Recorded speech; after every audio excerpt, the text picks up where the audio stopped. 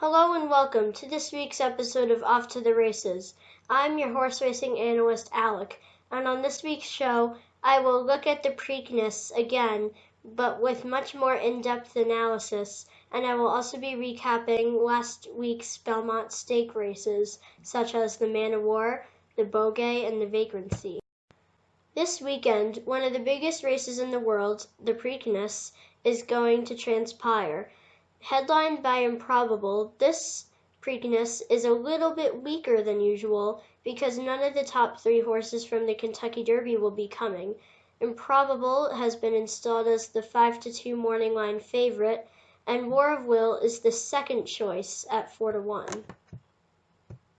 The 2019 Preakness Stakes entries are War of Will in the 1 hole, again in the 1 hole after finishing 7th in the Kentucky Derby in the 1 post position. This won't penalize him as much in my opinion. He is 4-1. Bourbon Wars, the 2 horse, gotta love his 12-1 odds. He ran well in the Florida Derby considering the circumstances and very well in the Fountain of Youth. He is a live long shot. Number 3 is Warrior's Charge, who's won his last 2 very impressively against not great horses, but he certainly looks like he has potential. Number 4 is the favorite Improbable, 4th in the Derby. He pretty much is the total package. I think he's gonna beat the whole field in this race. Number 5 is Owendale, coming off the Lexington win. Number 6 is Market King. Don't know what he's doing in this race. He doesn't have a shot. Number 7, very interesting, is Always Mining at 8-1, the local horse who won the Federico Tessio at Laurel, and he's coming off some very impressive wins, and I'll look forward to seeing him in the Preakness. Number 8 is Signal Man, and what the heck is he doing at 30-1? This is probably the value of the century. He is 30-1, and he might be one of the best horses in the field. I don't know why he's 30-1.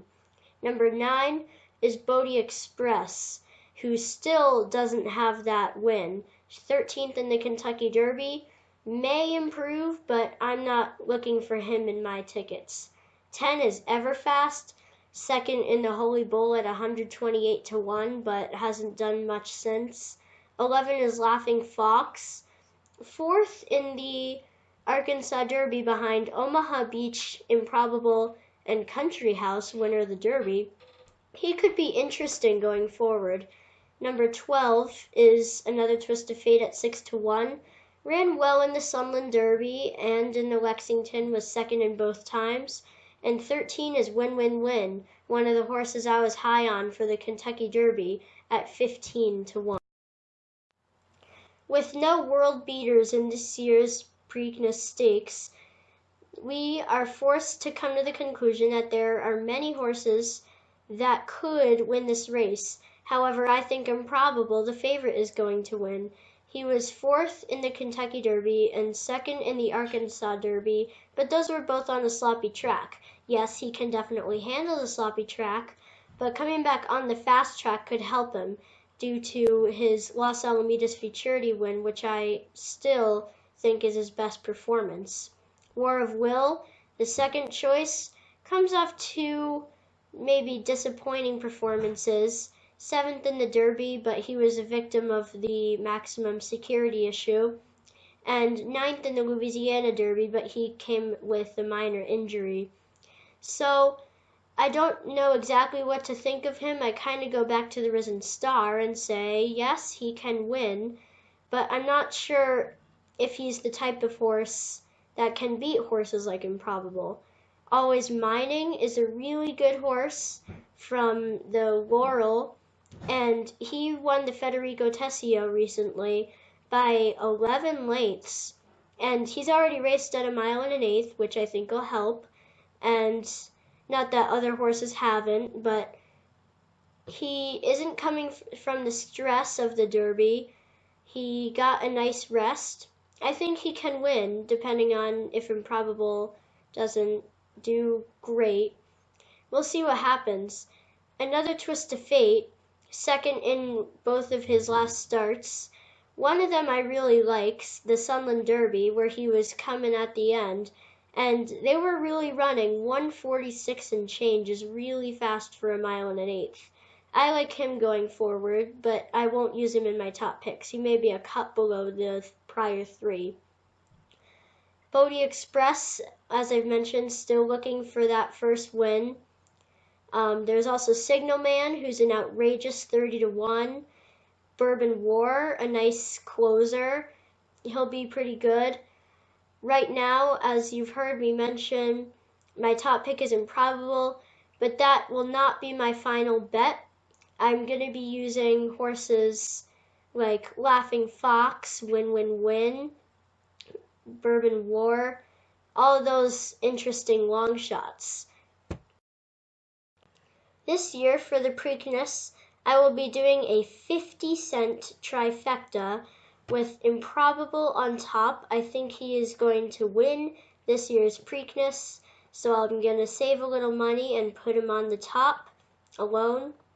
In second, I have War of Will, Warrior's Charge, and Always Mining. Three of the horses I think are going to be able to challenge Improbable. And then I have War of Will, Bourbon War, the closer, Warrior's Charge, Always Mining, Signal Man, Laughing Fox, Another Twist of Fate, and Win Win Win in third. I think this is a good spread for third of horses that are going to be able to close and get the money, or will be able to stay on with the pace. I think this is a good trifecta. I analyzed thoroughly. We'll see what happens in this race. Yes, Improbable can be beaten in the Preakness, but I really don't think that he will. I think it'll be tough. There are many horses in the race, but Improbable is just a very good horse. I wish he won the Derby, because not only would I have been right, but he is a horse that is going to be in the Preakness, coming with the best Derby finish, so it would only be appropriate if he won the Derby, and he'd have a chance at the Triple Crown if he won the Preakness on Saturday, which I think he will. Speaking of winning the Triple Crown, the Belmont looks like it'll be a very nice race, pending the results of Saturday. The horses that could be really good in the Belmont are Game Winner, Global Campaign, Tacitus, and yes, Master Fencer. All four of them look like they could be very legitimate Belmont contenders.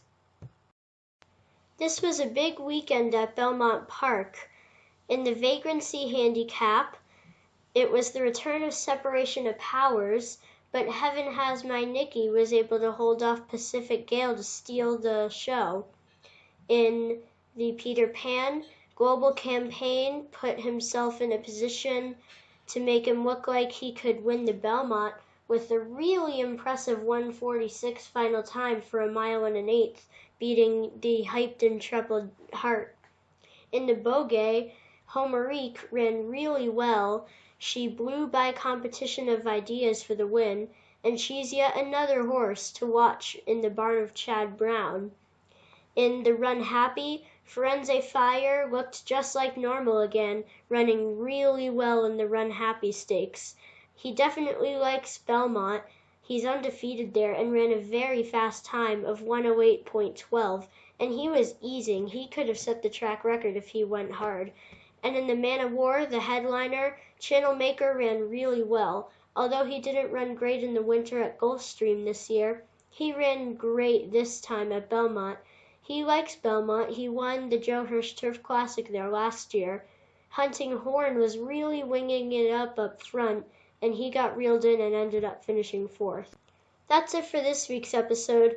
On next week's show, I will preview the Belmont Stakes as well as recapping the Preakness, thinking about who's going to go to the Belmont, who I think is going to win. We'll all see what happens this weekend in the Preakness, which will be a big race. Again, I'm picking Improbable. I didn't give up on him. Still on him. Please like and hit the subscribe button. I'll see you next week on Off to the Races.